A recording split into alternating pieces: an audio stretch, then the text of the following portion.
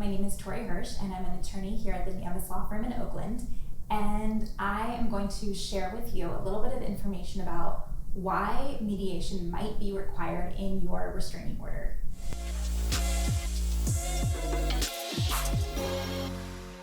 So there's a few reasons that it might be required in your restraining order.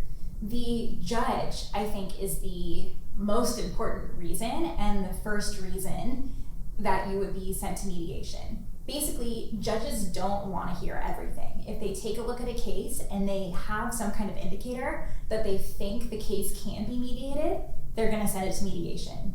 So indicators that something is good for mediation, I'm not going to list all of them, but I'll list some examples. So if the parties are neighbors, judges usually assume that it is better for these people who are inevitably going to be in each other's lives, figure it out in mediation.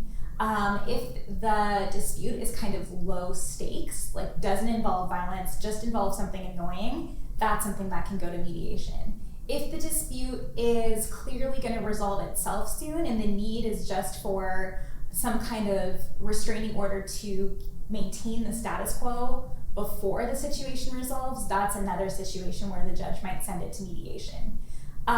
But the judge has the power to send any case to mediation, which is really important to remember. And if you have a lawyer representing you in your restraining order and you don't want to mediate, your lawyer absolutely can say, "Your Honor, I don't think this case is good for mediation," and then make a subsequent argument. However, because the judge has the authority, the judge can send any case to mediation. But here's what you should know about what happens if you end up in mediation. When you end up in mediation, you have to give it a good faith effort. So the mediator is going to ask you your side of the story and what it is that you want, and they're going to ask the other party the same thing. And if from there it's very clear that you can't reach a resolution in mediation, you don't have to worry. You can go back to the courtroom and you can either have your case heard that day, or the judge will just give you another date, and on that date you won't have to mediate again. You can move forward with your case. Something that is important to know about mediation is you can include a lot of different terms in a mediated agreement. A court can only order parties to stay away from each other and not contact each other, or one of the other be barred from contacting or being near the other party.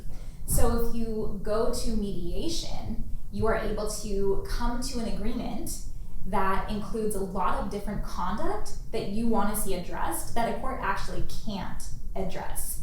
So there's an advantage to mediation, but the thing you really need to know is that sometimes the judge is just going to ask you to go to mediation, and that's going to be it. You're going to have to try, and if it doesn't work out, that's when you can have your hearing.